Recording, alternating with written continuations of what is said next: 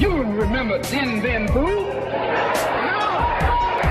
The same thing happened in Algeria, in Africa. They didn't have anything but a rifle. The French had all these highly mechanized instruments of warfare, but they put some guerrilla action on them. Hello and welcome to Guerrilla History, the podcast that acts as a reconnaissance report of global proletarian history and aims to use the lessons of history to analyze the present. I'm your host, Henry Hakamaki, joined as always by my co-hosts, Professor Adnan Husain, historian and director of the School of Religion at Queen's University in Ontario, Canada. Hello, Adnan. How are you doing today? I'm well. Great to be with you, Henry. It's always nice to see you. And I'm also joined, as always, by Breht O'Shea, host of Revolutionary Left Radio and co-host of the Red Menace podcast. Hello, Breht. How are you doing today? Hey, what's up? Doing okay. Yeah, I'm doing well. We've got a very interesting recording time for everybody today because we're going to be joined by Comrade Luna from Vietnam. So due to the time zones that we're recording across, Vietnam, Russia, United States and Canada, we had to get very creative with our time that we are recording at in order to make it work for everybody. So we've got very, very early morning here. We've got late night there, kind of mid-morning for Luna. So it'll be an interesting recording. But we're going to be talking about something that I've been wanting to do an episode on. I know that we've all wanted to do an episode on this for some time, and that is the Battle of Dien Phu. Even in our introduction of our show, listeners will have just heard it. We have Malcolm X saying, "You remember Dien Phu." This is something that was very relevant in the popular thought, the consciousness of other revolutionary and national liberatory movements worldwide, and something that I think is a little bit underthought about nowadays, in particularly the Imperial Core, where the legacy of this battle, perhaps in my mind, is intentionally swept under the rug a little bit because of the implications that it might have. But before we start talking about the battle itself, before we bring Luna in, we'll do our introduction. Breht, why don't I turn to you and get your initial thoughts about the Battle of Dien Phu and maybe the importance of this battle, why we thought that it would be a good topic to talk about on Guerrilla History. Yeah, I mean, when we're talking about the history of Vietnam, talking about the Vietnam War, talking about French colonialism, this battle does get brought up, but at least, in my work, I've never been able to, as of yet, fully dedicate a whole episode to the battle itself. And this battle is crucially important. It happened, mid-20th century. It was a major blow for European colonialism. It was the prelude to what we in the U.S. called the Vietnam War, but was really a war of resistance against American imperialism. And so it's historically potent. It's situated chronologically in right after World War II, right during and right after the successful Chinese Communist Revolution, right before the Vietnam War, and it was the end of French Indochina, and that allowed Laos, Cambodia, and eventually Vietnam to become free, independent countries. So it rippled throughout history. I think even in the U.S. military, Dien Phu, is shorthand DBP, was used for many years afterwards to allude to any defeat of Western forces by Eastern forces, quote unquote, this East versus West dynamic. And obviously that is rooted in chauvinism within the U.S. military as well. But it has that ripple effect for history. It has that effect within the Western militaries, and it continues to be of relevance to this day. And as we'll find out with Luna, many of the people who fought not only in Dien Phu but went on to fight in the Vietnam War are still alive or have immediate family who are still alive and remember it. And I can't imagine that it doesn't have a profound impact on the culture as a whole. So just a fascinating battle with deep historical implications, and we couldn't ask for a better guest to talk about it with. Yeah, I think Breht covered a lot of the key reasons why it's significant for wider global history. Of course, it's going to be very interesting to hear from Luna a perspective that is not very common for us, in the first world, global north, particularly in the U.S., to actually hear how Vietnamese people remember, this battle, what significance it has for them, what place it has in their own national history and the historical narratives that ground their identity as a post-colonial nation.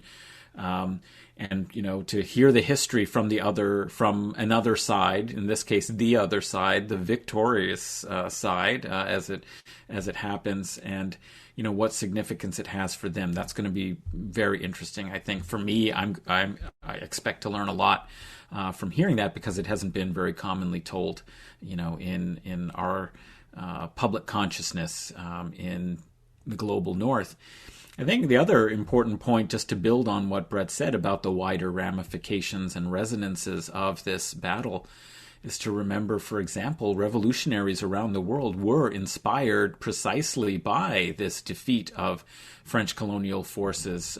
So the founders of the FLN in Algeria met together pretty much, that summer, after to launch armed struggle against French colonialism in Algeria, in North Africa, because something that had not been contemplated as possible in the years since World War II, when there had been movements in North Africa for freedom and national liberation. They had never dreamed, however, of being able to militarily confront French colonial occupation and settler colonialism. So when news of the defeat of the French at Dien Bien Phu circulated, it really inspired the 9 leaders of the FLN, principally Ben Bella, to form the FLN and to actually wage armed struggle against French occupation. I think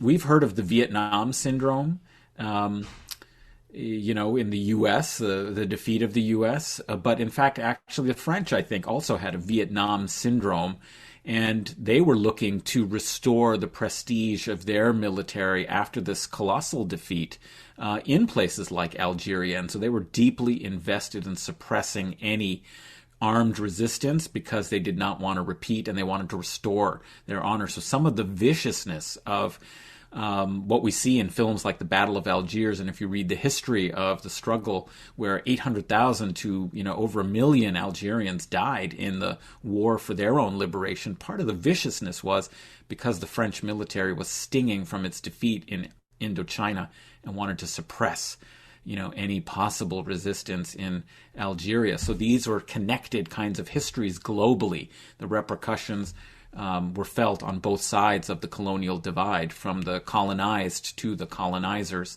And that's why it's so important to think about it.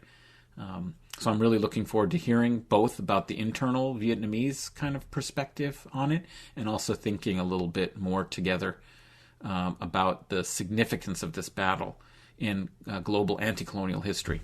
Just to do due diligence to ensure that the listeners know exactly what's going on here. When we're talking about the Battle of Dien Bien Phu, as Breht alluded to, this came at a very interesting time in history. So what is now Vietnam had been originally part of French Indochina, starting back in, I believe, 1858.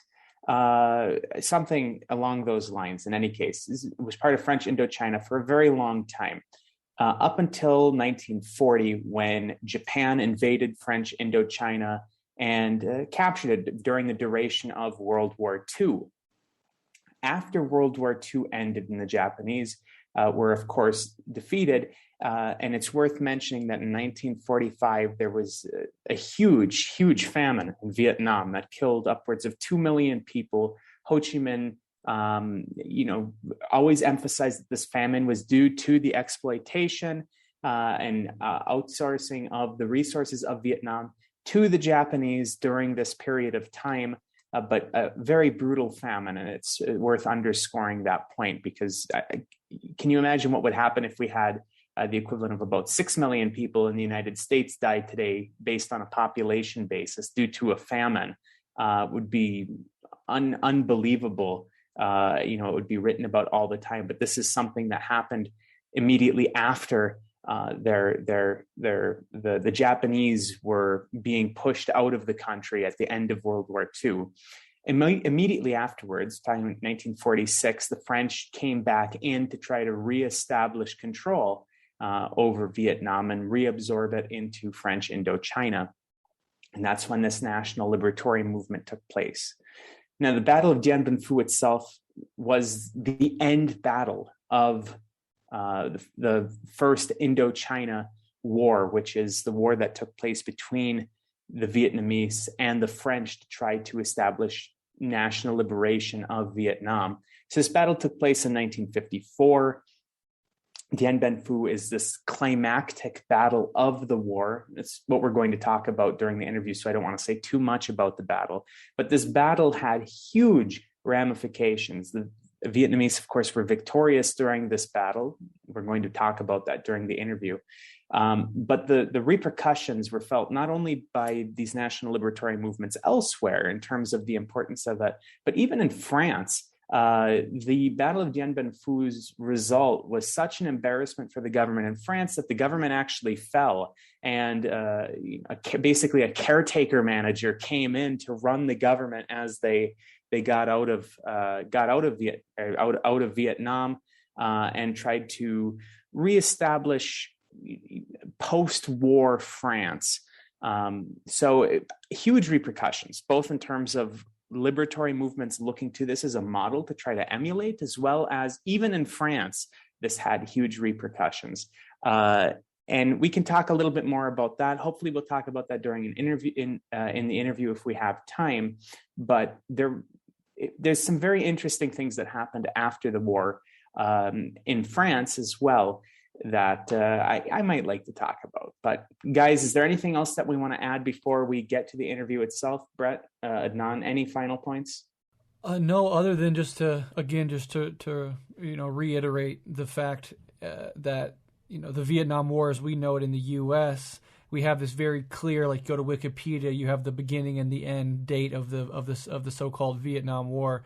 But in reality, this is a prelude in the sense that the U.S. was also deeply involved, and that the loss by the French basically cemented America's entrance into a more explicit all-out war. So these things are processes; they're not really confined by beginning and end dates.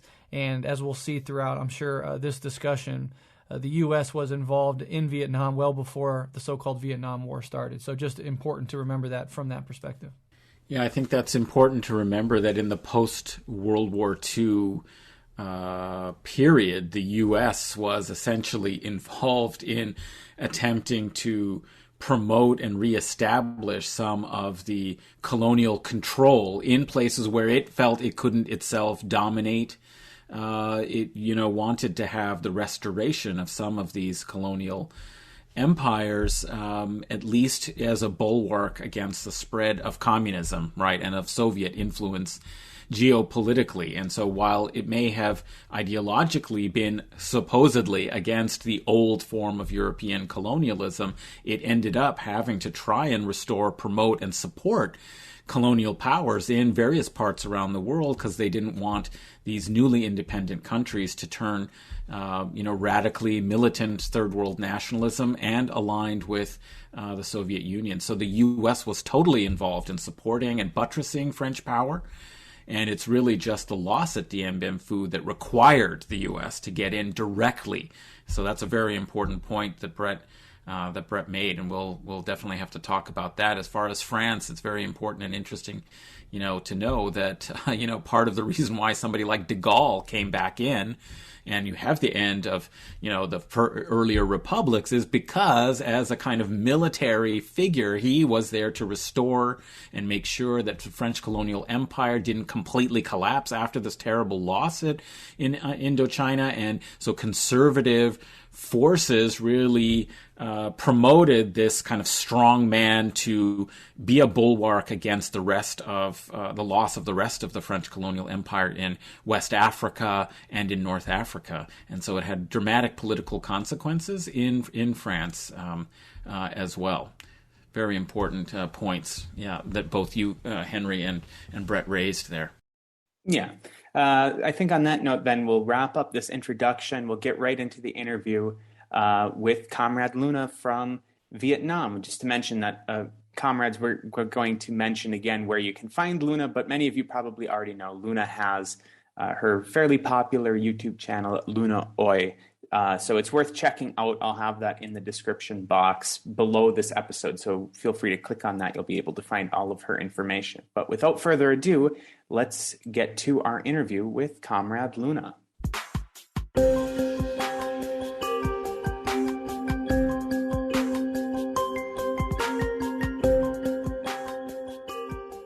We're back on Guerrilla History, and we're joined by Comrade Luna in Vietnam. Hello, Luna. How are you doing? Hi, everybody. I'm good. I'm Luna. I'm a Vietnamese communist born and living in Vietnam. It's very nice to be here and talk to you, to talk to all you guys today. I am Vietnamese, as I said, Vietnamese communist born and living in Vietnam. I have my own channel named LunaOi. You can find me on a YouTube channel, on YouTube, LunaOi. I make videos, teach you how to cook Vietnamese foods, also how to, traveling vlogs. So I travel in Vietnam and I make videos about that. And also I talk about politics stuff. I usually answer questions about Vietnam and what's going on in Vietnam. That's my main purpose of being here, of running my own channel. It's nice to meet you all. It's nice to meet you too. I know that we're all fans of your work, and so I was really excited when I was able to get in touch with you and invite you onto the show. So we're going to be talking about the Battle of Dien Bien Phu. We talked about it in our intro segment. Before we talk about the battle itself, I'm wondering if we can first talk about how the battle is perceived within Vietnam in terms of national consciousness, in terms of patriotism surrounding the battle. And then we can talk about the battle itself afterwards. But I'm just curious about how it's thought of in Vietnam before we talk about the actual battle. Yeah. Vietnamese, we are absolutely proud of this victory. And we study about this victory all through middle school to high school into university. And we have we have a national celebration on the victory day of Dien Bien Phu. And yes, generally speaking, we are very proud of this victory, and generations of Vietnamese been learning about this for a long time. And yeah, something like that. One of the key things that I think a lot of Americans might not know, if they know anything about this at all, is, and I guess we'll probably get into it as we talk about the battle itself, but that the victory against the French in that battle actually also liberated the entirety of French Indochina, which included Cambodia and Laos. So is it remembered differently between those different countries, or do all of the countries share a general enthusiasm about what happened in that time? I do believe so. In that Dien Bien Phu victory, Vietnam and Laos, we work very close together, because the fortress of Dien Bien Phu, it was located right in the border between Vietnam and Laos. So that Vietnamese communists and Laotian communists, we work closely together, and then we both celebrate that kind of victory. And even to this day, the three countries, Vietnam, Laos, and Cambodia, we still remain a very tight relationship with each other, and we help each other a lot. So yeah, I do believe that generally speaking, we have some kind of the same perspective, the same understanding about that victory. One thing I'm going to follow up, since we just mentioned Laos, is when the French sent in Henri Navarre, who was the overall commander of the French forces in Indochina.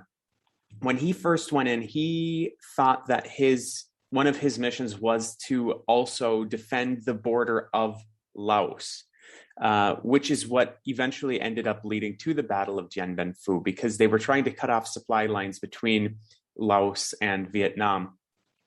Only later did they decide, we don't exactly have the troops, we don't exactly have the supplies, we don't exactly have the positioning or the ability within the terrain here to defend both our interests in our positions within Vietnam, as well as defending the Laotian border.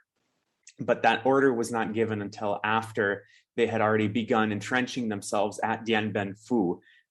So I think that something that's worth reiterating the fact is that the French military was trying to do quite a bit here.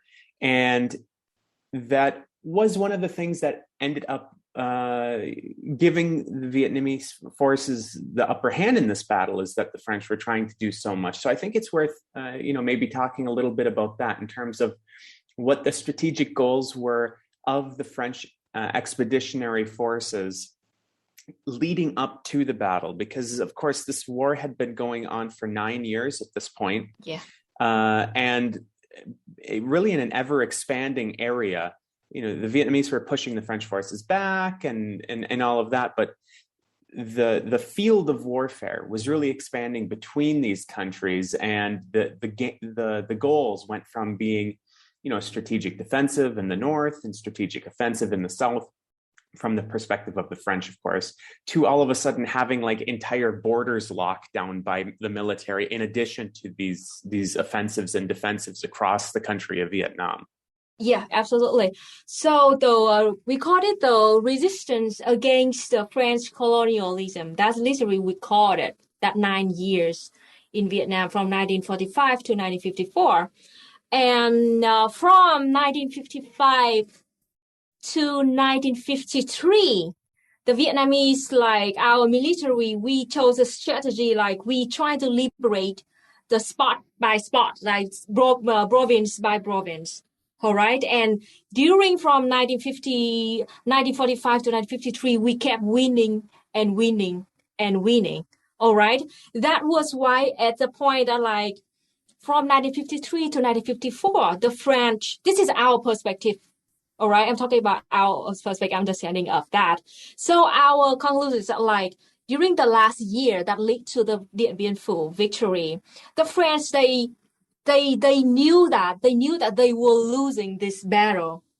And that was why when the time in about 1953, when Ho Chi Minh and Võ Nguyên Giáp decided to go to Dien Bien Phu to send soldiers to that border between Vietnam and Laos to try to liberate that area, the French military, the Navarre general, he wanted to, what did you say it? He wanted to save the face for the French colonialism by bring everything that they got to Dien Bien Phu and try to defend this, because if they can maintain that fortress, they can expand their hands to both the north of Vietnam and then to Laos. So they that's very important to them. And Võ Nguyên Giáp and Ho Chi Minh, they knew that French is spending everything they got on Dien Bien Phu, and we allow that to happen. Because we believe that like this, we make use of the arrogance of the French. That the French military, that Navarre general, they believe that Dien Bien Phu is a very isolated area, and there was no road, there was no way to get there. And there was it was impossible for Vietnamese soldiers to find a way to that Dien Bien Phu. And the strong point of the French military at the time that they had a lot of aircrafts, and they used aircrafts to transfer military and supplies and guns in and out of that. And we didn't have any aircrafts at that time. And that was why they were so arrogant, and they chose Dien Bien Phu to build the fortress over there. And if you read this book, People's War, People's Army, written by Võ Nguyên Giáp himself, talking about the Dien Bien Phu alone, he talked about that a lot. Why we allowed the French to keep building their military on Dien Bien Phu, and how we found our way to bring our militaries and supplies and artilleries there to attack them surprisingly, something like that. And yeah, the points are we knew that they were building the fortress in Dien Bien Phu, and we allowed that to happen because we had our secret strategies and weapons that we can defeat them at that place. Yeah, maybe it would be really useful to hear a little bit more about not only the French arrogance and belief in their air superiority and their belief that there weren't any anti-aircraft potentials that allowed them to feel secure in what otherwise would seem to be a vulnerable location in a valley. Exactly. They didn't expect that they could be challenged, and they thought that they could resupply themselves. So what is it that the Vietnamese forces managed to achieve and accomplish that surprised the French? Sure. So we study the pros and cons of the military, of the French military. And their strong point is that, as you just said, they had like strong supplies, aircrafts, and strong weapons. But their weakness is like Dien Bien Phu is isolated area and it's far away from all other bases of the French. It was why like once we can defeat them, so like they cannot seek support from other places as quick. It's like quick enough. And also like they heavily rely on their aircraft, like Air Force. So if we can defeat that, we totally control them. That is our strong point here. Like we made use of that strong point and turn it into a weak point. That was why like we use a lot of anti-aircraft artillery to totally destroy their air force. And if seriously, I really encourage you to read this book like in detail, all the strategy and tactics that we use. And today I also want to focus a lot about how we use our guerrilla tactics to bring supplies to Dien Bien Phu and how we turn from guerrilla warfare into the mobile warfare. And that is very big point of that victory. And the funny thing is that like my grandpa, he joined the guerrilla team. My grandpa was the one who volunteered to bring food and supplies to Dien Bien Phu battlefield. I'm very proud of that. And rightly so. That's a wonderful lineage to carry on. I understand that the French didn't believe even that the Vietnamese forces had anti-aircraft guns. And in fact, actually, you mentioned that it was such a remote area that they probably didn't think that they could be brought into that area.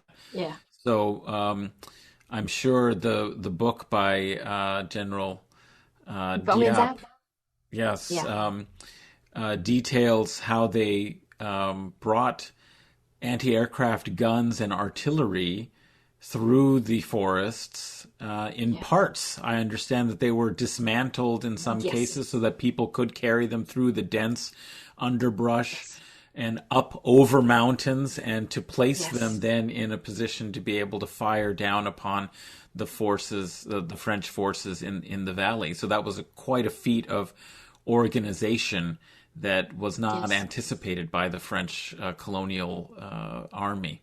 You mind if I hop in and just piggyback on that a little bit? Yes.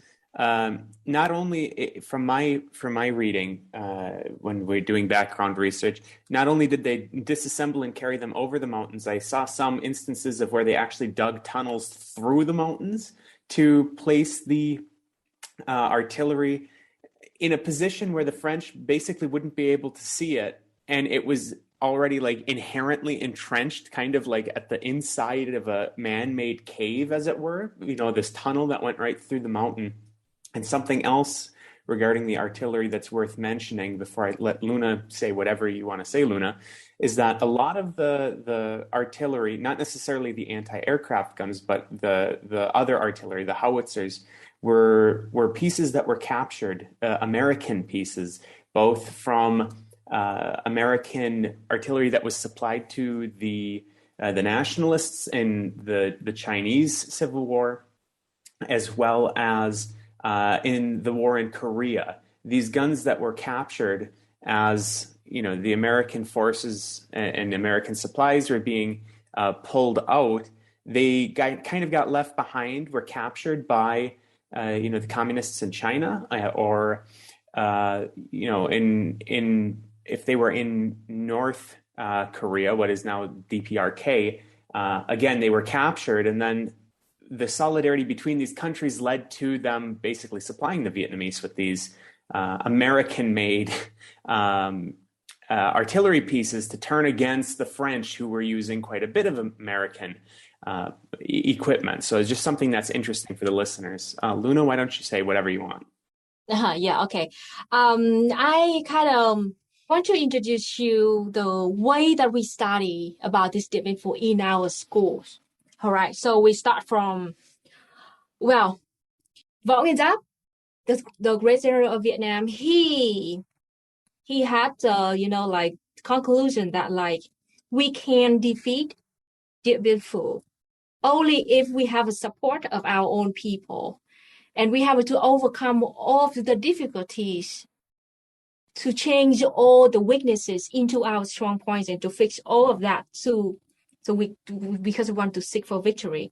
So because Điện Biên Phủ was in the middle of nowhere in the jungle, very isolated, there was no roads in no way. So we built roads. Before we start to really send our militaries and support to Điện Biên Phủ, we spent years building the roads over there. And one of the biggest invention of Vietnam Communist at the time was the bicycle. So, and my grandpa joined one of those teams. You just go Google it and to see the Điện Biên Phủ bicycle. We modified those normal bicycle into carry up to 600 pounds of supplies, and we walk from the local area, we call it the back place, to bring the supplies and guns and medicines to Điện Biên Phủ. And my grandpa was one of the team. So what we did was the Communist Party of Vietnam, they will receive bicycles from China or from other countries, as the support. And then we would buy them if we can. And then we brought those bicycles back to Vietnam. And then we gave those bicycles to Vietnamese people, and we modified it. We put more bamboo sticks and iron stick on it to strengthen it, to make it carry a lot of stuff on it. And my grandpa was the one who, from my hometown is Thanh Hóa, and Thanh Hóa is the biggest bicycle team in Vietnam that joined Điện Biên Phủ. There were total about 21,000 bicycle joining that Điện Biên Phủ campaign, and 11,000 of them came from my hometown, Thanh Hóa. My grandpa took one of those bicycles and he loaded it off with rice and food and all kinds of things that he can find. He joined the team, and then he walked. He literally walked for months from my hometown, Thanh Hóa, all the way to Điện Biên Phủ. And the way that how we manage that, we form small teams, a team of 5 bicycles together. That's 5 bicycles would be in charge of taking care of each other and having each other walking through the muddy place or something like that. So yeah, from the small team of 5 bicycles that, we had a whole huge team of 21,000, and we just literally walk up to the mountain. All right. And the second one thing is that to carry the artillery up to the mountain, that we had to do it in total secret, because the aircrafts of the enemies day and night, they fly around over our heads, and if they saw any suspect area or any activities, they would just drop napalm bombs on us. That was why we had to do it in total secret, and we usually had to do it at night. Now, that was kind of fun stories that that one of the most famous songs created that time sang by the military, sang by the Vietnamese communist soldiers is this song.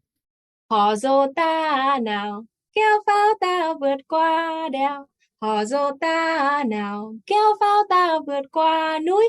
That was the song that the communist soldiers sang when they grabbed those artilleries up into the mountain to Điện Biên Phủ.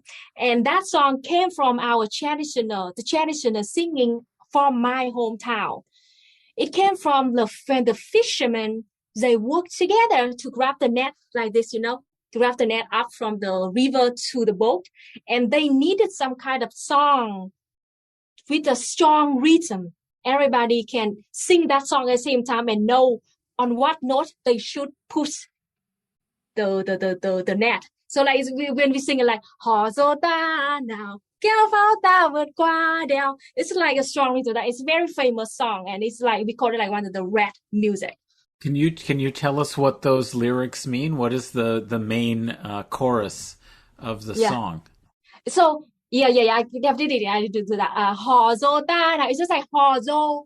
It's like the way we say it in Vietnamese, like hò dô, hò dô. It's like the rhythm, like hò is like you push back, and then dô is when you push back hard like this. And kéo pháo ta vượt qua đèo, it means like, hey, together bring this artillery across this hill. Together bring this artillery across this mountain. And this symbol, the lyrics is very simple like that. The point is to raise some kind of mood, and then the rhythm, strong rhythm, everybody can, it's very stressful job.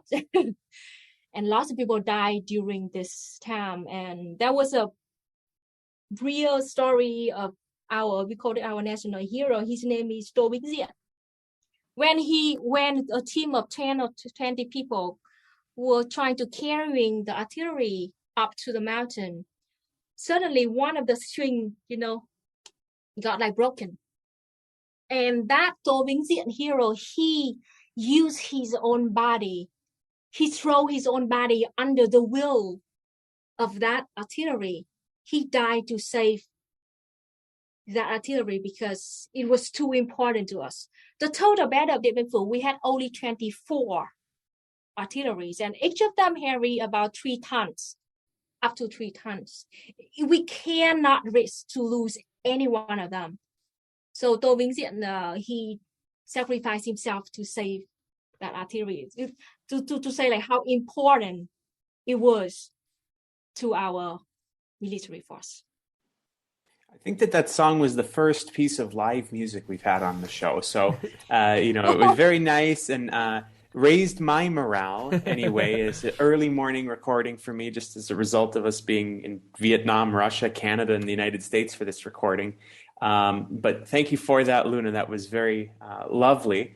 I just want to mention briefly before I turn it over to Breht that you mentioned that this kind of mass popularity of the movement, this mass sentiment, was very, very important. And just to underline that point, according to the Vietnamese news agency, during this campaign to bring all of the material to Dien Bien Phu, the force of soldiers of Vietnam at Dien Bien Phu was about 55,000 soldiers, but 260,000 civilians took part in moving 27,400 tons of rice in order to support them. So as you mentioned, this very much was a mass movement, a popular movement, and that was something that was absolutely essential to the success at this battle. That would not have been successful if you didn't have these people carrying sacks of rice for, however far to get to the battlefield in order to supply the soldiers for the upcoming siege, which, of course, we will talk about the battle itself. But I think that it's worth underscoring that importance of the mass support of this movement. Breht, anything that you want to say? Yeah. Well, first of all, Luna, salute to your grandfather. That's amazing that you have that family connection to such a historic battle and fight. And as we've been stressing throughout this conversation thus far, the role of regular people and the role of trained guerrilla warriors obviously served this battle and would go on to serve in the fight against the American imperialists successfully as well. But before the French and before the Americans were the Japanese.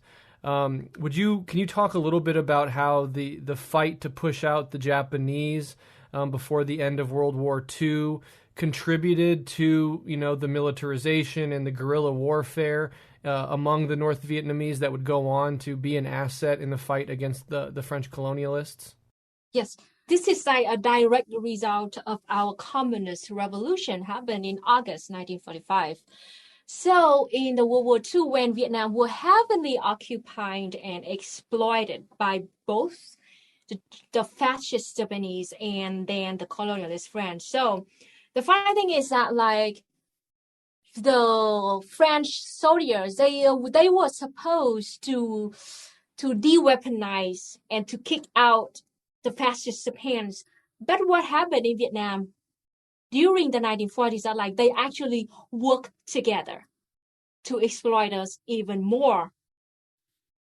If there was a famous saying in Vietnam is that like, like when in our neck, there was one kind of heavy chain around it. But now when the French came, they supposed to help us to de-weaponize the Japan, but actually they put a second chain on our neck. That was the direct reason why 2 million of Vietnamese people died of starvation during just 5 years from 1940 to 1945. It was a really horrible time in Vietnam at that time. Both of my grandpa and my grandma lived through that time. They were about like 10, 15 years old at that time. And my grandma had to bear the severe malnutrition all her life. Is that like when we did the cremation, when she died, like all of her bones just totally like turn into like dust, turn into ash, because of the malnutrition that she had to go through during the 1940s. My grandpa, the one who joined the Dien Bien Phu, he was a teeny tiny man. And yeah, it was like my family had to bear the direct consequences during that time. It was very bad. So because we were bearing a really terrible living conditions at that time, in the 1945, before the August Revolution happened, the way that Ho Chi Minh and our communist army, our communist force gained the support from the people, it was similar like this. The communist soldiers, they went to the rice storage owned by the French and by the Japanese. We broke in, we stole the rice, and we distributed rice to hungry people. That was why we gained the support from millions of Vietnamese people at that time. Even though we didn't even know how to read and write, over 90% of Vietnamese people didn't know how to read and write at that time. We did not understand what communism meant at all. But because of communists gave them rice, that was why we had to support people. That was why we had successful communist revolution in the matter of just a few days in August 1975. So, based on that huge support we got from that revolution, and right after that, when we gained our independence in 1945, the French immediately came in, and Ho Chi Minh immediately called people to like something like the French and the Japan causes starvation. Finally, when we won against them, we had our independence. Now the French decided to come back, and they want to enslave us once again. No, we'd rather sacrifice everything. We would never be enslaved again by the colonialist French. We sacrificed everything. That was how we raised the patriotism of Vietnamese people, the support of Vietnamese people, because we experienced the starvation caused by the French. Of course, we will not support them, and they trying to go back here. So yeah, that's why we got the huge support from Vietnamese people. I just wanted to pop in to say that's absolutely fascinating, and the point you made about how the communists won over millions of regular people, not through abstract arguments and persuasion with words, but through actually meeting their material needs. And what's more of a material need than food in your belly? That lesson is still applicable around the world, and in the American context, although very, very different. There's still a deep ignorance about what socialism and communism mean. And we can argue all day and put together our persuasive essays about why people should be socialist or communist, but it's really in those moments of crisis when the socialist and the communist come out to help regular people in need that you win over more sympathy than you ever could with a million essays and a million words. So I think that lesson is still applicable around the world, and it's fascinating. Yeah, exactly. That is why, like, when I talk to on my channel, when I talk to comrades from the West, especially from the imperial core like the USA, I always tell them, like, if you want to win over the mass, you have to help them. You have to give them like basic needs and actual material support. Do mutual aid. Build a dual power structure. Do something to help them. Maybe you should not talk about what communism means at first, because the Red Scare is so strong over there. Though the priority for you right now is to help homeless people, to help indigenous people, to fight war against the oppression and to fight for their struggles. That is very important. That's how you gain people over your side. Not just talk abstractly. Like what was Stalin, Mao, or like argue about Stalin or Mao or Engels or like Lenin. Like maybe that's not our priority right now because we are endangered by capitalism, imperialism. People are literally dying and starving because of a totally preventable disease. You need to do something to help them. Amen.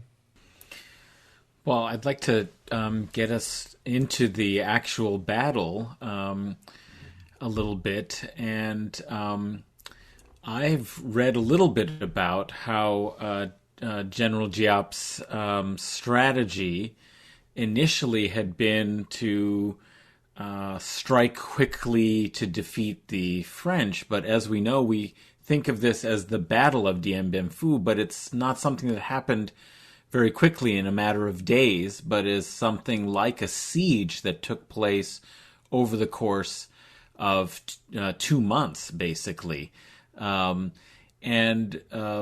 That General Giap had to change his strategy because it seemed that the French may have learned about the tactic and started preparing for it, and he had to revise the entire plan and come up with a whole new military strategy that proved successful, but that he himself indicated was a very difficult decision to try, to withdraw the original plans and come up with an entirely new one.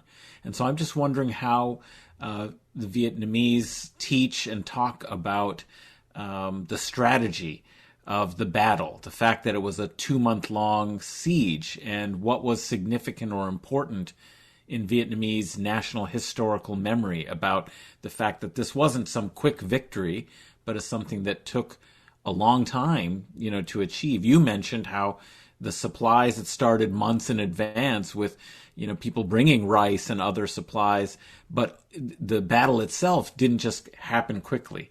I'm wondering if you have any thoughts on that. Yes. We had prepared for the Battle of Dien Bien Phu for at least 14 months before the battle actually happened. Yes. And the battle happened in 55 days and nearly 2 months, as you said. And the thing is that at first when the French, they were building their fortress, it's not finished building yet. Võ Nguyên Giáp, he had the strategy of strike quickly and win, try swiftly and win swiftly. That's his first strategy, yes. And during the time when they were building, they haven't had strong force over there yet.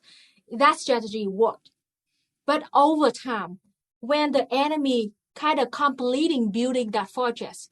That strategy didn't work anymore because they were too powerful, and we were losing so many people. We were losing so many our precious weapons. So literally during a fight, General Zab decided to call everybody back, to hide all the artillery, go back, leave this battle, and then reevaluate all the things that we did. That was why we came up with a new strategy. It is strike surely and advance surely.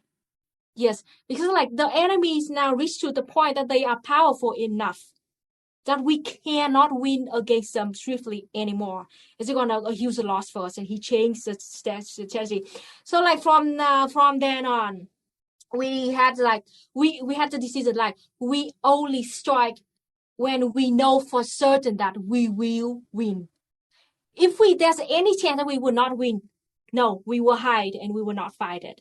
And to slowly prepare. And when we bring the artillery up to the mountain, we had to dig tunnel for that artillery and 10 people who run it. So to try to protect that artillery at all costs. And what else should I say? We even dug thousands of our men, dug in total secret hundreds of kilometers of trenches around Dien Phu, so we can bring and run freely, even though the aircrafts dropping napalm bombs on us. We still can secretly run under those trenches, all nearly almost completely surround that Dien Phu fortress with our trenches, and we run through it. That was why, until the very last minute of the attack, the enemy still surprised that we actually surrounded them in that kind of scale, and we mostly we won. We had our victory because of that surprising factor. They could not expect us to do that. Well, I know that we have a bunch of follow-up questions, but before we do that, I guess let me just let you have the opportunity then to take us through the battle itself from just kind of lay out what happened for us. So, we talked about Dien Bien Phu was in a valley.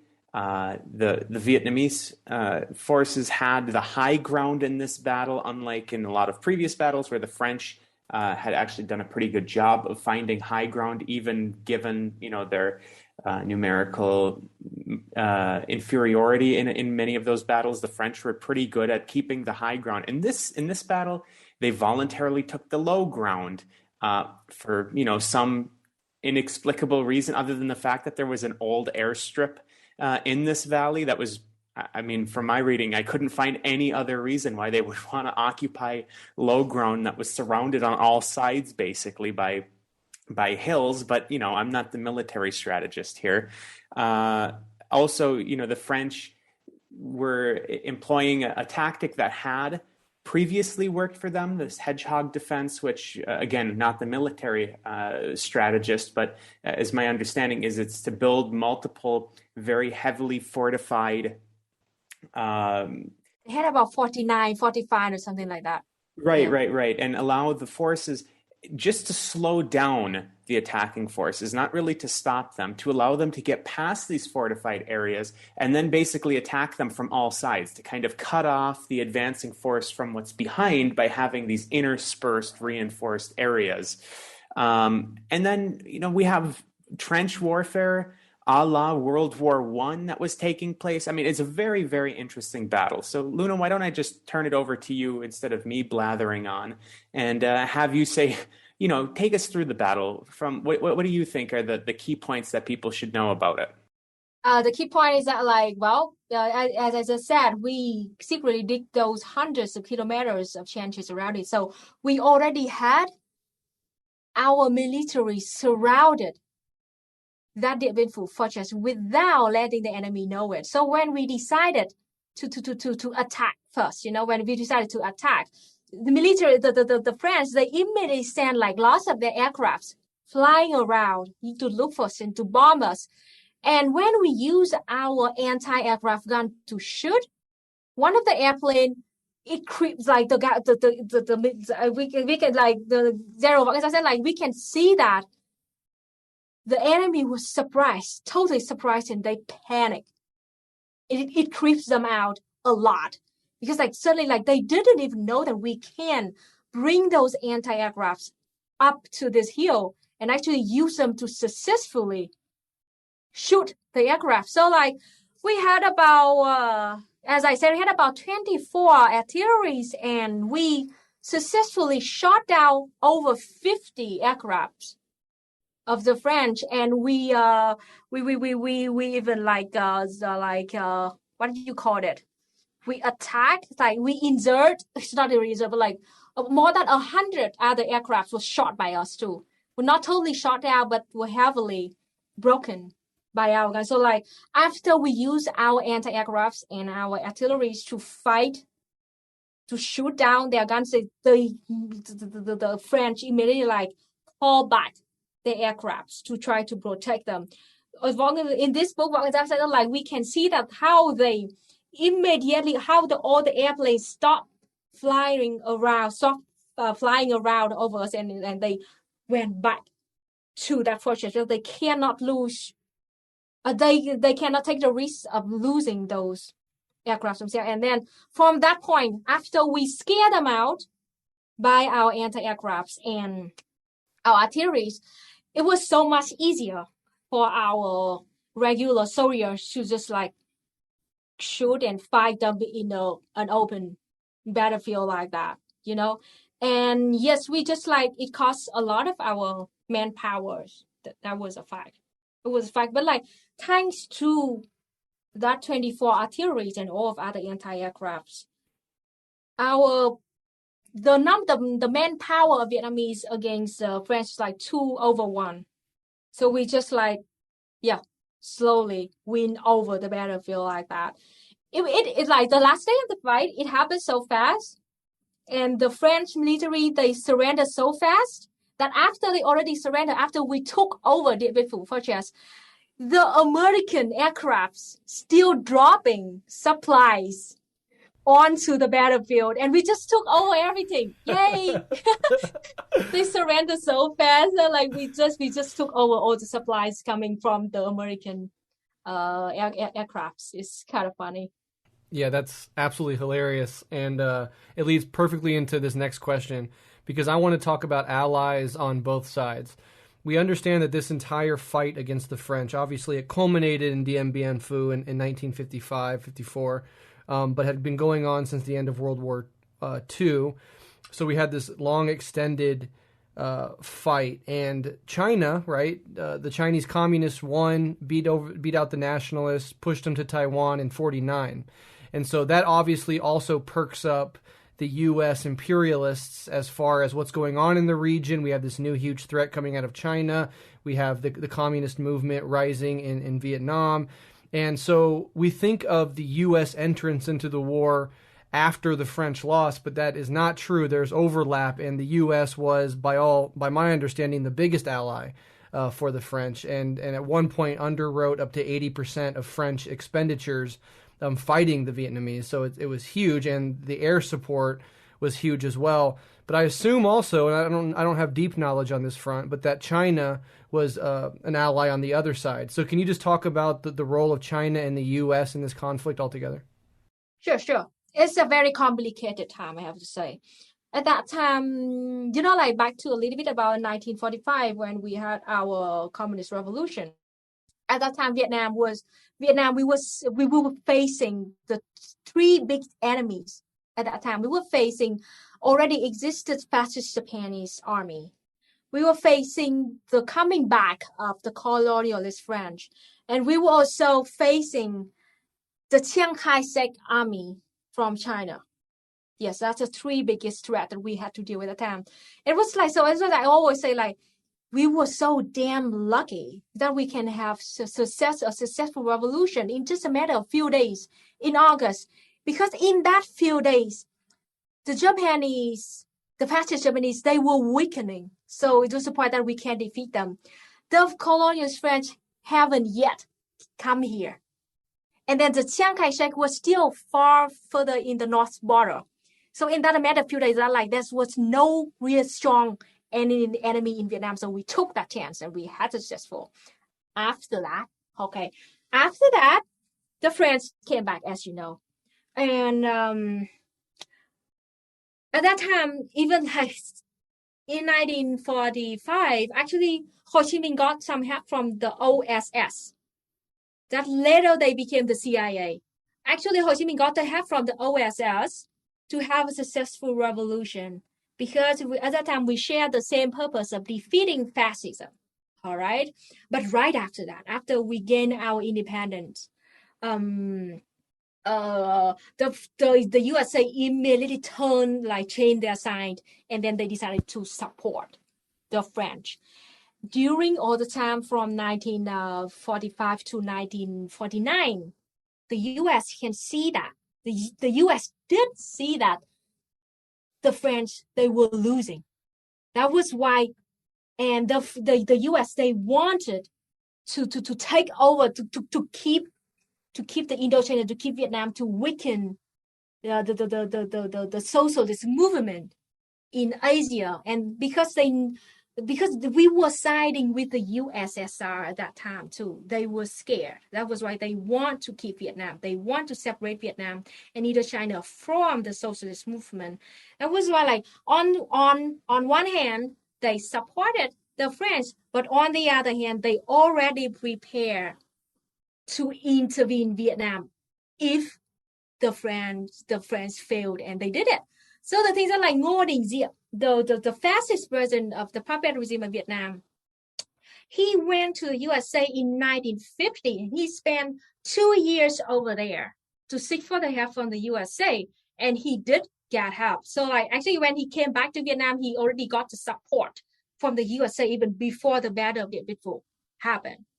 And after the victory of Dien Bien Phu, the Geneva Agreement, thanks to that victory, we forced the French to go sit with us in the Geneva Agreement. And thanks to that victory, we had our own seat in that meeting. Of course, the USA, if you read about it, the USA immediately jumped in, and then they had to they lied to us. They lied to us that temporarily we would set a border in the 17th parallel, and after 2 years in 1956, there's gonna be an election that whole Vietnamese population will join and vote for the separation or the unification of Vietnam. That's what it was said and agreed to in that Geneva Agreement, and that kind of agreement paved the path for the USA to officially put Ngo Dinh Diep into to be in charge of the puppet regime inside of Vietnam. But 2 years later, in 1956, that election never happened. It was written officially in one of the documents of the U.S. that the State Department they were scared of the good reputation of Ho Chi Minh, and they knew that if that election happened, most of Vietnamese would just vote for Ho Chi Minh and vote for the reunification of the North and the South. That was why that election never happened. That was why it led to the nearly 20 years long resistance against the U.S., the Vietnam War. Yeah, really quick, I want to see if you can say anything else about China's involvement. I'm just particularly interested in that after the revolution, but I just did want to say as well, there's this heartbreaking element of this entire affair where Ho Chi Minh, in the early days at least against the fight against the French colonialists, appealed to the U.S. on their own anti-colonial grounds, right? Ostensibly, they fought for liberty against the British, whatever. We know that that's a more complicated reality in the U.S., but still, Ho Chi Minh had said, based on what you guys say you believe, you should be on our side 100% because we just want the same liberty and freedom and control over our own lives that you say that you believe in. And so Ho Chi Minh was eventually disillusioned and saw that the U.S. is not about high ideals. It's about geopolitical power and wealth and greed and control. But that is worth mentioning. But yeah, I'm just before we move on, I just am curious about how much help the North Vietnamese got from communist China after 1949. Yeah, absolutely. We had a lot of help from China and both the USSR at that time. China, they send rice to Vietnam. I remember that they sent us like 1,007 tons of rice to Vietnam right around the Dien Bien Phu victory, and that's a big help. They also sent us kind of tanks and guns and artillery with all their help, the USSR too. And the thing is that at that time, Ho Chi Minh and Mao actually had very close relationship with each other. Ho Chi Minh and Stalin and Mao actually met each other in the USSR in the 1951 or something like that. Wow. Yeah, and they met, and then they had a lot of support from both China and the USSR. And yeah, our relationship was really good back then at that time. Another thing is that a little bit side point about the USSR too. When Ho Chi Minh met Stalin in the 1950s, 1950, when Ho Chi Minh suggested that the USSR maybe should help Vietnam in our struggle against the French, something like that. And actually, Stalin didn't really at that time how to say this. The USSR at that time wanted Vietnam to keep the North, something like that, because they didn't want us to spend all our manpower and supplies and all kinds like that to fight against the imperialism and colonialism, because they could not believe that we can win. That's the main point. That was why the USSR at that time did not really want Vietnam to fight at all costs. But Mao agreed with Ho Chi Minh in that point. Mao actually persuaded Stalin to meet Ho Chi Minh, and Mao actually sent a lot of help and supplies to Vietnam to win against the French. That's beautiful. I wish I was a fly on the wall between the meeting of Ho Chi Minh, Stalin, and Mao. Wow. This isn't really a question, so guys, feel free to jump in afterwards. It's just a couple of quick points. Luna, you mentioned that the Soviet Union also aided Vietnam at this time, and as the person that's located in Russia right now, I feel obliged to say this, but Soviet support didn't really come in for the Vietnamese until 1952, which, as you mentioned, Mao was more supportive right from the beginning. Not quite the beginning, after the Civil War in China, yeah. But the Soviet Union took a little bit of time to see kind of how things were unfolding before they really started to throw their weight in behind the Vietnamese communists, which is a bit strange, but because there was a lot of other national liberation struggles where kind of at the same time, the USSR was a little bit more willing to jump in early on, whereas in this case, for some reason, they waited until, the war was 2/3 over by this point.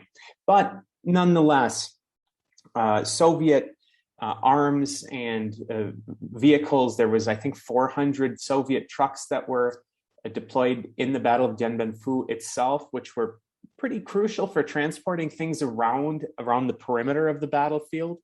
Other than that, we were talking, as you mentioned, bicycles and hand carrying things. So having 400 trucks at the disposal was certainly a big thing, as well as some of the artillery was also of Soviet origin. But the other thing that I want to mention before I let the guys hop back in is that you mentioned that there was this proposed election, which this is just something for listeners to look up. We also had something very similar in Korea, where there was a proposed Korean Peninsula-wide election that was due to take place. And it was widely understood that the communists were going to be victorious in this election between the North and the South, widely understood that the communists were going to be successful. But that process was undermined. That election never did take place. The US ensured that it didn't take place. And that led to, of course, the partitioning of Korea, where the communist forces were in the north, and then this US-backed military regime was in the south. So if listeners want to hear a little bit more about that, I did a couple of interviews with Glenn Ford about North Korea on the David Feldman Show. Breht, I know you did an episode with Stephen Gowans, where you also mentioned this on Rev Left. So listeners, if you want to listen to that, there's a little bit of a historical parallel here in terms of this election that, would have come out in favor of the communists not being allowed to take place because, of course, one of the big charades is that communism can't come about democratically. Socialism cannot come about democratically. This is why the US was so hell-bent on undermining Allende in Chile, for example, because it was a democratic revolution. And they wanted the idea of communism to be associated with violent revolution, which is a little bit less palatable to the American audience. So anyway, just something a little bit interesting. Guys, anything you want to say? Yeah, I think that's the key lesson in general for the facade of bourgeois democracy, because even in developed capitalist states, there is a presentation of these states as fundamentally democratic, but we all know that the moment any movement finds any success, even electorally, using the democratic mechanisms of these states to advance a socialist or anti-imperialist politic, that facade of democracy falls away. We've seen it all around the world over and over and over again, and we will see it here inside the U.S. if there is any movement able to get to that. Like, they can't even allow Bernie Sanders style social democracy. Like, imagine what Capitol would have done in the U.S. if even Bernie won. You would have seen Capitol strikes. You would have seen the media joining up with big industry to foment a certain sort of narrative against blah, blah, blah, blah, blah. And we have to know that these are tried and true methods that have been tried around the world. And so whenever democracy will come out in favor of U.S. interest or Western capitalist interests, it's allowed. Whenever democracy is not, it's not allowed. And so you force socialist and communist movements into a more revolutionary confrontation, and then you point at them and say, see, they can't do it democratically. I mean, it's the whole game. But that's neither here nor there, just a point worth the making. Indeed, and I just wanted to point out that no less an authority than Dwight D. Eisenhower, the American president, later wrote about the negotiations in Geneva that Luna mentioned that had provisions for elections. He wrote, "I have never talked with or corresponded with a person knowledgeable in Indochinese affairs who did not agree that if elections had been held as of the time of the fighting, possibly 80% of the population would have voted for Ho Chi Minh." So, the American authorities were very well aware of the popularity of, the Ho Chi Minh and the Communist Party, and that they would have completely lost in any democratic government. So they, of course, could not allow it to happen.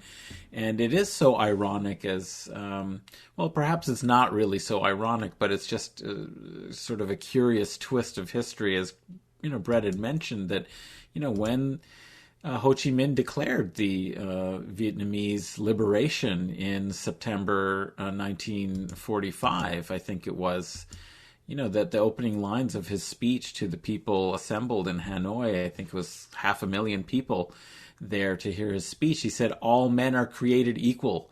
The Creator has given us certain inviolable rights, the right to life, the right to be free, and the right to achieve happiness." It sounds an awful lot like, the Declaration of Independence. It was definitely an appeal to say, hey, U.S., you should support us. But instead, of course, the U.S. Pursued its Cold War type policies to try and stop communism. And so, this battle of Dien Bien Phu that we've been talking about really has such great significance in the history of anti-colonialism. And it's the proud heritage of the Vietnamese people to have struck this blow. But then they suffered mightily as a consequence of this great victory. I'm wondering if in Vietnam, it's such an important part of national history of Vietnam, and it's taught, and you mentioned that students learn about it in grade school, in junior high, in high school, in college. They always come back to this as the fundamental event. for the liberation of Vietnam. Do people in Vietnam perceive or, understand, how do they perceive the significance and the importance of this globally? Like outside of Vietnamese's national history, do they have a sense of how much this meant to people struggling all over the global South against colonialism and how it is regarded? Yes. We know. Not like perfectly, but we do know that this victory has like a very powerful meaning in the global scale, and that is why we're so proud of it. Because like we're not like just like, hey, this is a victory not just for our people. It's just a victory, the thing that like even like the world trying to study it. Even people now still trying to answer the question like how did we win it? That was why like we're so freaking proud of it. And yes, Vietnamese people even to this day we still give like analysis about like how we made that happen and how kind of all the odds that we had to overcome into that victory. And yes, and we will never forget it. That victory literally led to the Geneva Agreement, which led to our separation of our country for 25 years. That led to the Vietnam War. So yeah, this this is a whole chain of events that all Vietnamese like people like me, like we all know very clearly about. This is a battle that was widely held up by other national liberation movements. It's even mentioned by American revolutionaries. In our intro of our show, we have Malcolm X saying, "You remember Dien Bien Phu," and of course, I'm going to keep saying this through the episode. But it's interesting that this battle that in the U.S., I don't recall this ever being brought up during our high school history classes or anything like that. I only found out about it in reading books about. I have several books about the Vietnam War that I read when I was in high school, and this was always mentioned in kind of like the preambulatory section of the books, because the first Indochina War wasn't really talked extensively about in these books about the Vietnam War.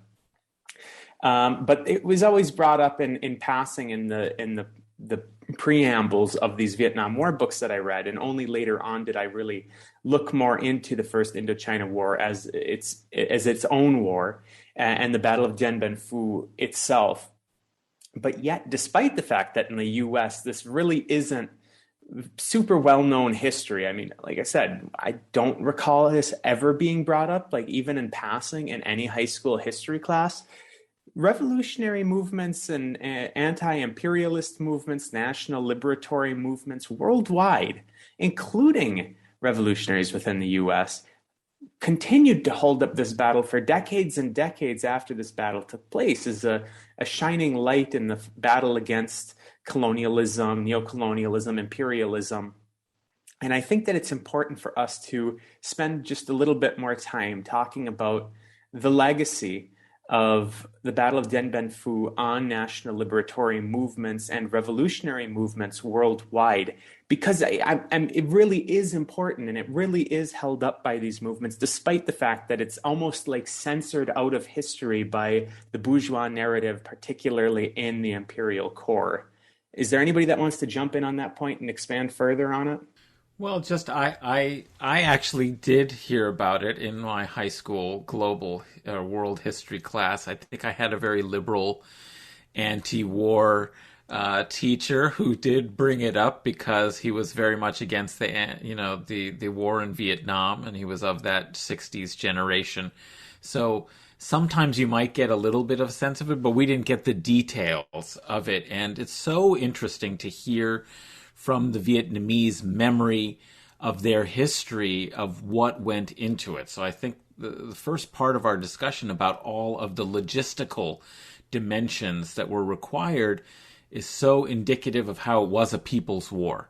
That's what made the difference, is not that they did, of course it was very, very helpful to have the artillery supplied from outside that the French didn't really know or understand about, the anti-aircraft guns. But what really defeated the French was not that military hardware. It was the fact that this was a people's war that politically had already been won because the people, stayed with the cause of liberation for 9 years and did not waver in their determination to see the end of colonial oppression. So that's, I think, a very, very important lesson about this battle. I mean, the battle is important to Vietnam, but it's important to the globe because it taught people a lesson that you could resist colonialism, even though it may have seemed that the odds were against you and that you didn't have all of the, implements of war. But ultimately, that's not what was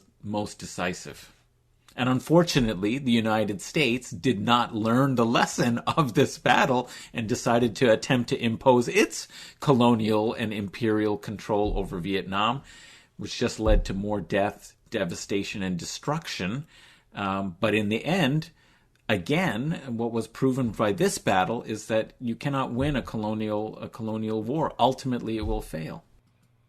Yeah, what you were saying is 100% true because this is a world historical victory against French colonialism, but then it was followed up by a world historical defeat of American imperialism, back-to-back championships, if you will.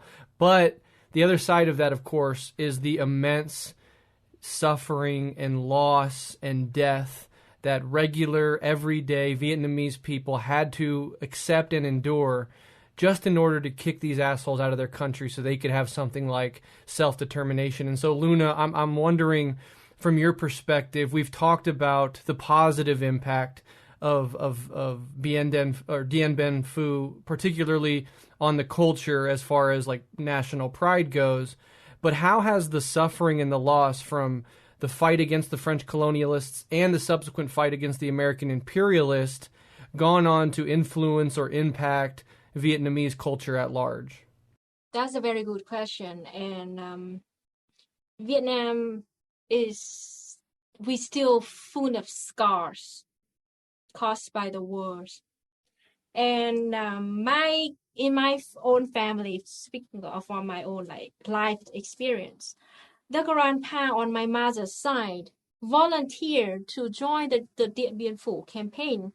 The grandpa on my dad's side joined the Vietnam War, and he died in Tet Offensive in the south of Vietnam. So I am literally from the family that took part in the both war against the French and against the USA. I have to say that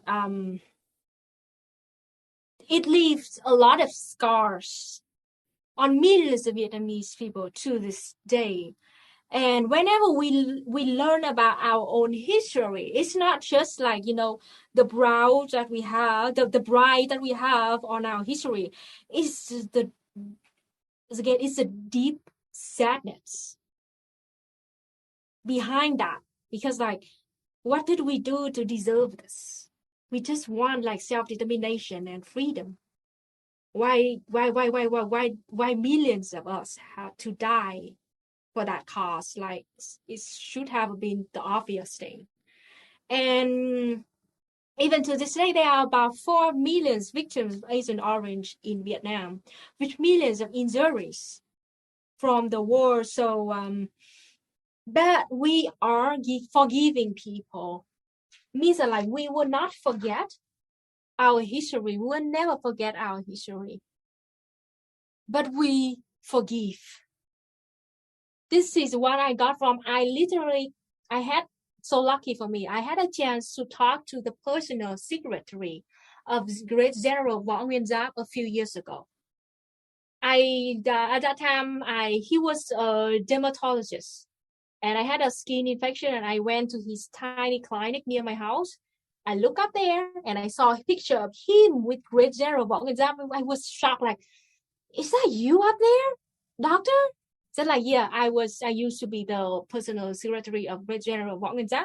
So I was with my partner, American. He's he's American, And he, my partner, he said kind of tried to say maybe sorry for. He said sorry for what the USA did to Vietnam, or something like that. And actually, that doctor, the personal secretary of General Võ Nguyên Giáp, he smiled and he say just don't mention that. It's just it's okay. The past is the past.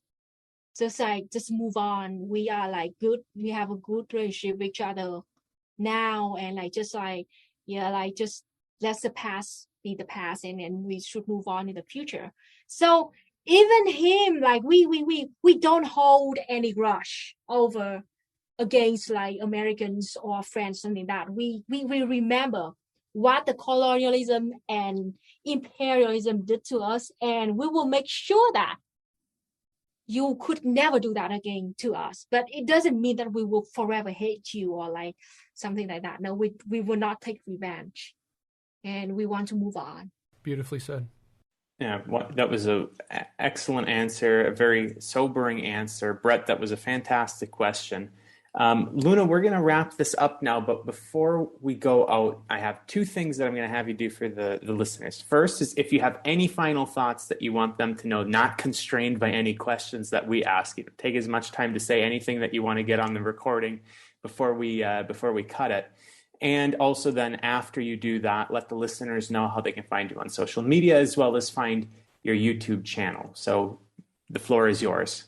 So my final thoughts about the Battle of Điện Biên Phủ is like this. The Battle of Điện Biên Phủ, the victory of Điện Biên Phủ is like the proof from Vietnamese people to the world that we are not just good at guerrilla warfare. We're also good at an open battlefield. We are also good at the mobile warfare. And we are even really good at combining them together. How to have a mobile warfare from the guerrilla warfare. And actually we use this tactic kind of a lot in the American War. We call it like the American War, not the Vietnam War. We call it like the resistance against the invasion of the USA. And I hope that this, the victory of Điện Biên Phủ and then the victory of Vietnam against the USA in 1975, I hope that this could become like an influence for the oppressed people all over the world to believe that you can win. You can win. Just fight for it. Maybe you will not see the victory in your lifetime, but if you're fighting today, your children will see that victory. Your children will have the chance to live under freedom, true freedom and liberation and self-determination. And yes, I hope that we will become one of the rare examples of like people, oppressed people in the world that we can win. That's it. Excellent. And again, I am Luna. I'm a Vietnamese communist born and living in Vietnam. You can find me on YouTube at channel LunaOi, or on Twitter. My account is LunaOi_VN. That's it. Excellent. And of course, I'll link to all of that in the show description. So listeners, if you're listening and you want to follow Luna, which you absolutely should be, just look in the show notes and you'll be able to click on stuff to follow Luna wherever she's doing stuff. Luna, thank you for coming on the show. It was an absolute pleasure. I know I had been wanting to bring you on for quite some time. I'm glad that we were able to get this done. I really enjoyed the conversation. I hope that you did too. Thank you so much for having me. It is absolutely very nice conversation. And the thing is that it's great that like there are more and more people from outside of Vietnam try to listen to the perspective of an actual Vietnamese living in Vietnam, because usually our own history being whitewashed by the West a lot, and I'm very tired of it. And that is why the main purpose of me having my own channel is to bring to you a different perspective. You don't need to agree with me 100%. That's not my purpose. I just want to bring you a different kind of perspective so you can challenge your own, already existed understanding and conclusion about my own country. So maybe you can have a more comprehensive viewpoint about the capitalism, imperialism, and Vietnamese people in general. Well, you certainly brought a different perspective, and we're delighted that you were able to give that to our audience. So thank you so much.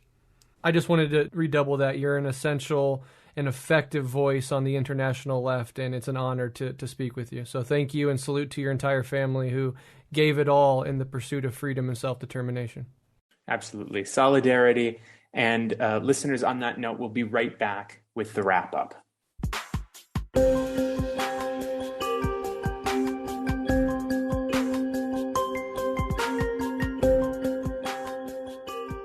Listeners, we're back with the wrap-up for Guerrilla History's episode on the Battle of Dien Bien Phu. We just finished our interview with Comrade Luna from Vietnam.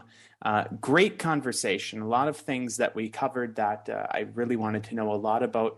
A few things that we didn't have time to get to, but it was a very enlightening discussion nonetheless, and one that I really, really was happy to get on tape and be able to put together along with you guys. So, guys, I'm going to turn to you right away for our initial impressions coming out of the conversation that we just had, and perhaps we can kick a few things around before we wrap up this episode. Adnan, I'll turn to you first. What are your initial impressions after this interview with Comrade Luna? Well, I just learned so much about a different perspective, and even more than just the particulars and the content. To me, it was very affecting in some ways to feel the pride and the power of the memory of this battle and how it continues to sustain, a kind of anti-colonial, fierce, independent resistance of the Vietnamese people that they carry with them today. That's really very inspiring. And, we need more, and we need to remember more examples of this where there have been successes against the forces of imperialism and colonialism. We're witnessing today some examples of the rollback of U.S. empire, and it's interesting to think about this era of anti-colonial liberation that was launched in some ways by the battle at Dien Bien Phu that led to decolonization and national liberation globally in Africa, other parts of Asia. I think people would do well to go back and listen to our episode with Leo Zelig about decolonization in Africa, and to realize that in many ways this process was inspired by the heroic struggle and the victory of the people of Vietnam. And that's something that came across so powerfully in talking with Luna.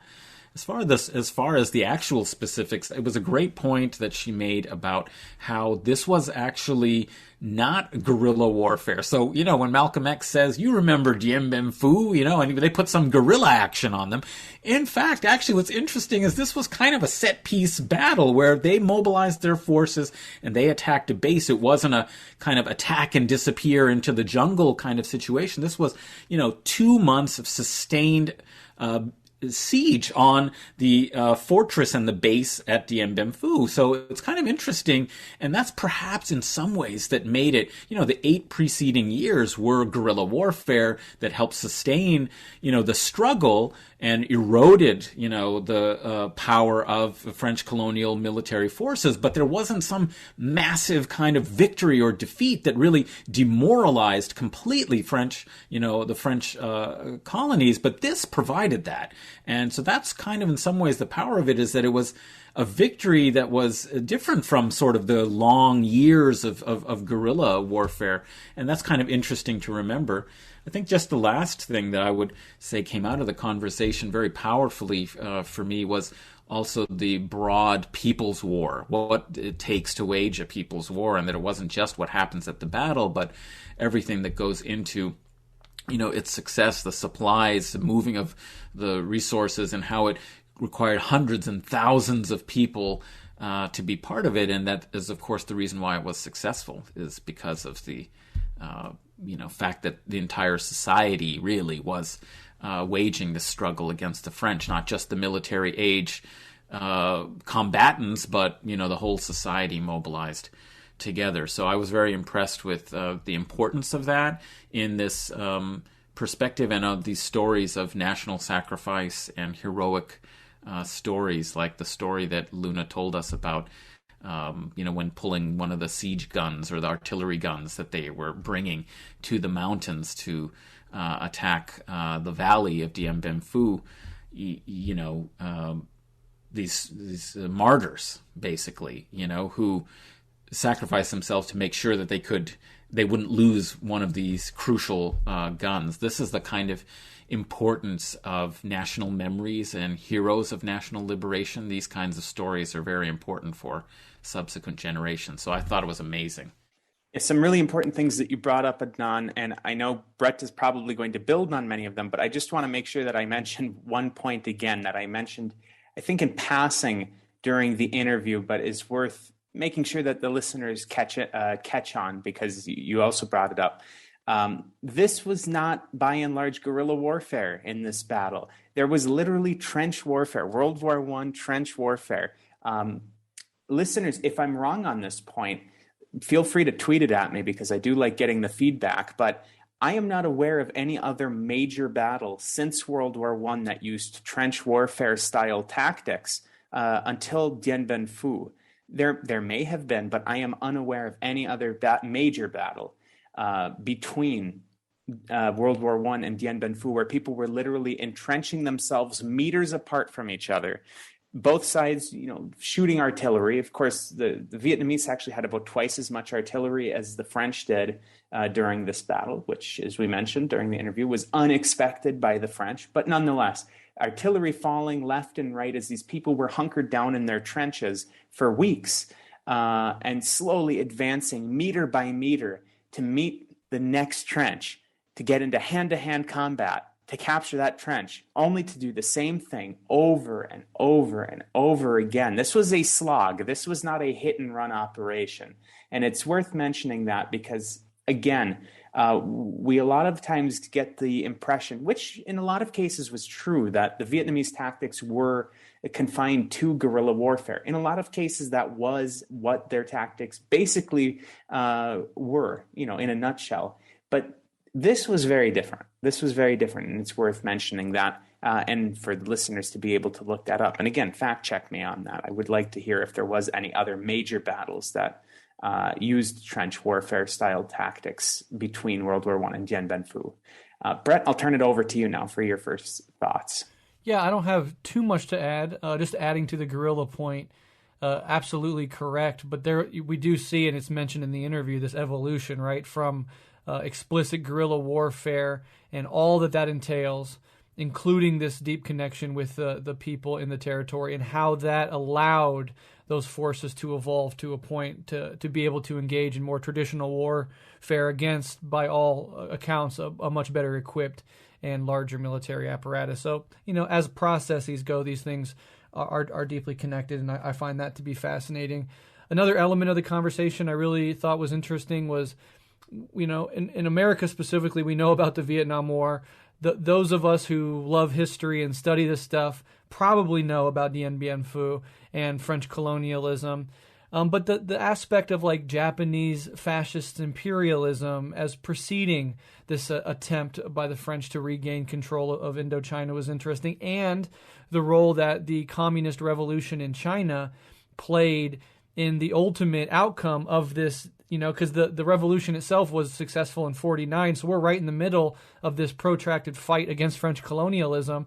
And Luna even mentioned that the Vietnamese forces had to deal with the Japanese, the French, the Americans, and the Chinese nationalists at certain points along that border. And if you look at a map where Dien Bien Phu is located, right in the northwestern part of the country, it's very close to Laos, and is obviously one of the reasons why it was strategically chosen by the French to have this battle. And it's very close to their northern border and the southern border of China. So it's not just two countries, as it so often is. It's multiple countries on these multiple fault lines, and I found that to be interesting. Another aspect that really stood out to me was the debating between the USSR and the newly communist China, led by Mao and Stalin respectively, about how to approach this particular battle. And there was this, more hesitation on the part of Stalin, but more urgency and optimism on behalf of Mao. And we see sort of which line eventually won out, and how there was this funding and attempt to help from both countries to the communist forces in Vietnam. I found that to be very interesting. The deep family ties that Luna expressed was also, I mean, I should have expected it, especially with a country that's not a huge country and a relatively recent history. As she pointed out, so many people have deep family ties to this conflict. And Henry, you pointed out how similar things obtain in Russia with regards to the fight against Nazi Germany. So, that really brought it home and brought a human element to a conflict, whether that's the fight against the French or the subsequent fight against the Americans. That human element is so often washed out of the equation, not to mention the entire perspective of the Vietnamese, of course, is washed out perspective when it's taught in Western and American schoolrooms. So that was interesting. And then the legacy lives on, right? The Communist Party that was built and forged and turned into a fighting force to repel the French and then the Americans, they took over Vietnamese society, and that legacy continues to live on to this day in the way that their society is structured, which could never have happened under colonialism or imperial domination and control. Their fight for decolonial, anti-imperialist self-determination was the prerequisite for them building up a more robust socialist society.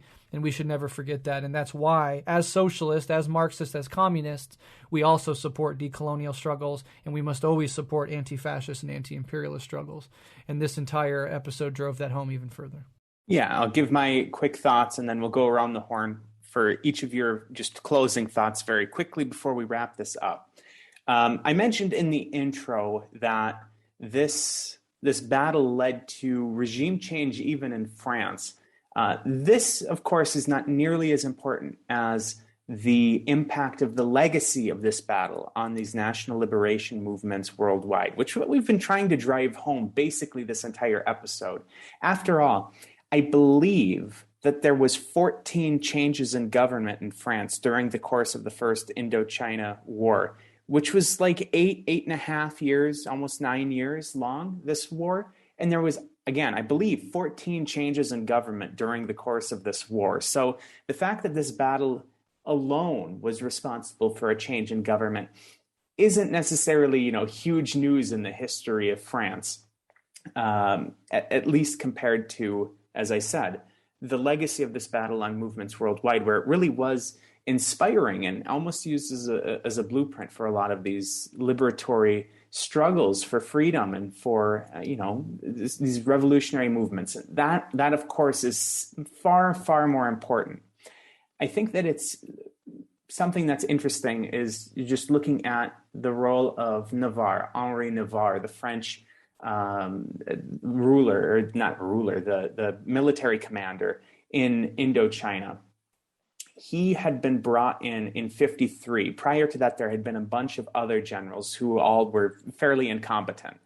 Navarre was brought in May of 1953 with the objective of reaching their strategic objectives with dignity within 18 months. And despite that, within 1 year, less than 1 year, the war had ended in catastrophic defeat for the French. The Battle of Dien Bien Phu started in March of 1954, and it ended just under 2 months later, at the beginning of May 1954. Now, Henri Navarre, after the war, this is just another interesting aside, when he went back to France, wrote a book about his experiences in Indochina, and he blamed much of it on intellectuals in France and communists within France. So a little bit of an interesting aside that even after this catastrophic defeat, which was purely a military defeat, he still was blaming communists at home in this case. But nonetheless, just briefly before I turn this back over to the guys, the change in government that I was referring to was when the government of Lenil, forgive me on pronunciation of French, resigned, and Pierre Mendès France came into power with the support of the Communist Party of France. And he was this basically transitional leader for about 8 months, I believe, where they undertook some positive steps in getting out of Indochina and reestablishing better relations with the Vietnamese people for this short period of time. but it didn't last for long. As Adnan mentioned in the intro, this ultimately set the stage for de Gaulle coming back into power, and that is another interesting story. But again, just to reiterate this point, and this is the final thing I'll say before we go around the horn once more between you two guys, the implications within France are small compared to the implications within Vietnam, as we've mentioned multiple times. The legacy lives on within Vietnam. Every family, or almost every family, has stories, personal stories about individuals of their families that fought in this battle, or even if they didn't fight in the battle itself, they took part in the battle, even if it was riding a bicycle carrying rice to support the effort in this battle. Without those people, this would not have been successful. So the legacy lives on within Vietnam, and the legacy of this battle and the successful struggle against colonialism and imperialism is something that still inspires revolutionary movements worldwide today. And I think that that is the most important thing that can be taken out from the Battle of Dien Bien Phu. Guys, let's go around once more for your final thoughts. Adnan, we'll go to your final thoughts quickly first, and then Breht. Well, I think this had a lot of implications geopolitically, as we've been talking about. And I guess the last thing I would point out is that this battle took place just 1 year before that Afro-Asian conference in Bandung, Indonesia, that is in some ways the birth of the non-aligned movement, the geopolitical organizing of the third world to pursue their independent interests and on the global stage. And it was very important that the 10-point declaration promoting world peace and cooperation, the Dasasila Bandung, was very much a kind of rejection of colonialism and the importance of preserving and protecting these new post-colonial nations that were starting to emerge, including, of course, Vietnam, which at this point was divided between,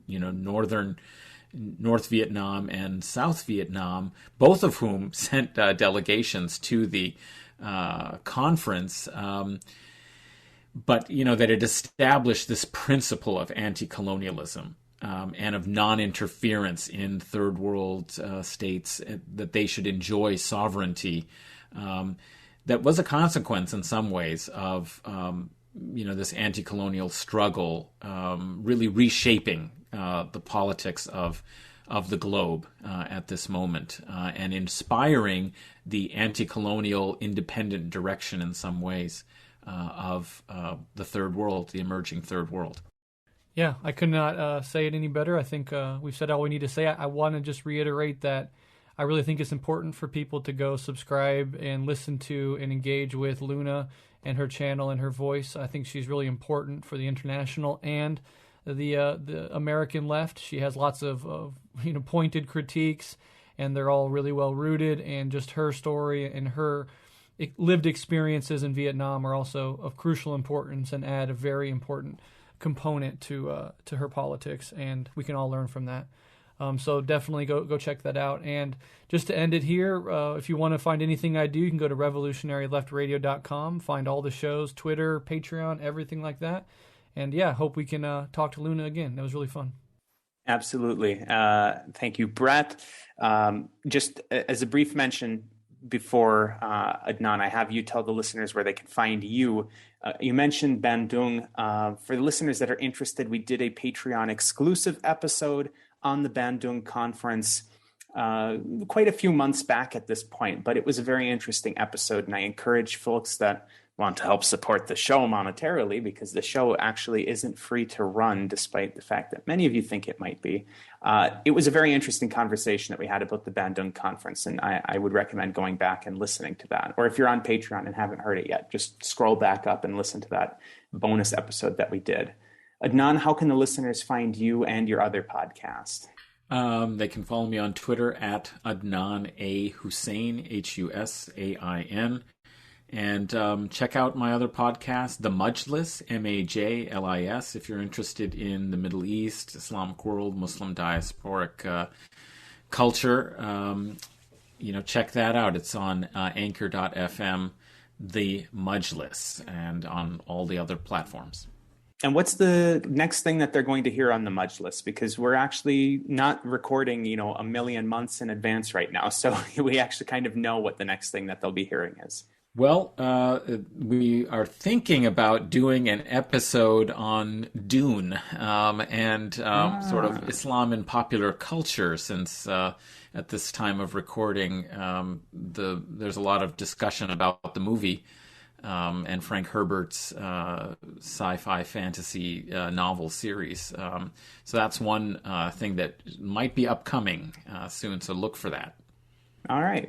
I'm looking forward to that myself, even though I haven't read the book or seen the movie and probably won't. But nonetheless, listeners, if you want to find me, you can find me on Twitter at Huck1995, HUCK1995. Follow the show on Twitter at Guerrilla_pod. That's GUERRILLA_pod with 2 R's. And you can support the show monetarily on Patreon, patreon.com/Guerrilla History, GUERRILLA History, where we have bonus content for people that are able to support the show. And we really do appreciate that. And even if you're not able to support the show on Patreon, do send the links of our episodes to friends, family, comrades. Give us a review on Apple Podcasts, if that's where you're listening to your podcasts, anything that you can do to help get the word out. We do this, we don't really make any money on it. We do this for political education purposes, and we do appreciate all of the support that we've seen from listeners. So without further ado, listeners, we're going to wrap up this episode on the Battle of Dien Bien Phu that we did with Comrade Luna. Check out her channel. And until next time, solidarity.